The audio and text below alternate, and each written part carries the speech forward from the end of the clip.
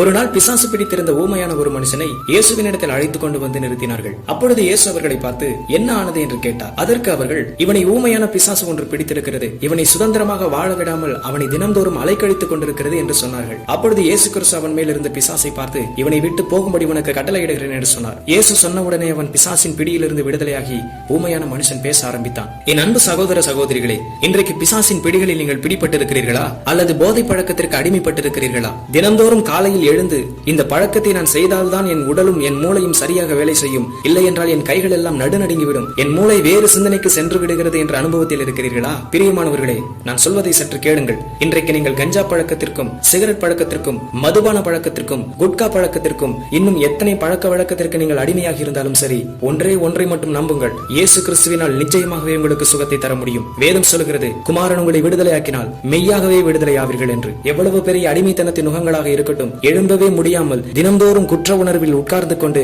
என் வாழ்க்கை எப்பொழுதுதான் மாறும் என்று ஏக்கத்தோடு காத்துக் கொண்டிருக்கிறீர்களா? நிச்சயமாகவே இயேசு கிறிஸ்துவினால் உங்கள் அடிமைத்தனத்திலிருந்து விடுதலை தர முடியும். இந்த அடிமைத்தனத்தின் பழக்கங்கள் மாறுகிறதற்கு நான் எத்தனையோ மருத்துவர்களை சந்தித்து விட்டேன், எத்தனையோ மருந்துகளையும் எடுத்து விட்டேன், ஒரு மருந்துகளால் கூட எனக்கு சுகத்தை தர முடியவில்லை. இந்த இயேசுவால் சுகத்தை தர முடியுமா என்று கேட்கிறீர்களா? நிச்சயமாகவே இயேசுவால் தர முடியும். தேவன் தம்முடைய ஒரே பேரான குமாரனை விசுவாசிக்கிறவன் எவனோ அவன் கெட்டு போகாமல் நித்திய ஜீவனை அடையும்படிக்கு அவரை தந்தருளி இவ்வளவாய் உலகத்தில் அன்பு கூர்ந்தார் என்று வேதம் சொல்லுகிறது. போதை பழக்கத்திற்கு அடிமைப்பட்டிருக்கிற என்னை இயேசுவால் மாற்ற முடியும் என்று கேட்கிறீர்களா? ஆம், உலகத்தில் வந்து எந்த மனுஷனையும் பிரகாசிப்பிக்கிற ஒளியே இந்த மெய்யான ஒளி என்று வேதம் சொல்கிறது. நீங்கள் இயேசுவை விசுவாசியுங்கள், நிச்சயமாகவே உங்கள் அடிமைத்தனத்தின் முகங்கள் மாற்றப்பட்டு நீங்கள் சுதந்திரவாளியாக மாறப் போகிறீர்கள். கர்த்தர் உங்களை ஆசீர்வதிப்பாராக. ஆமென்.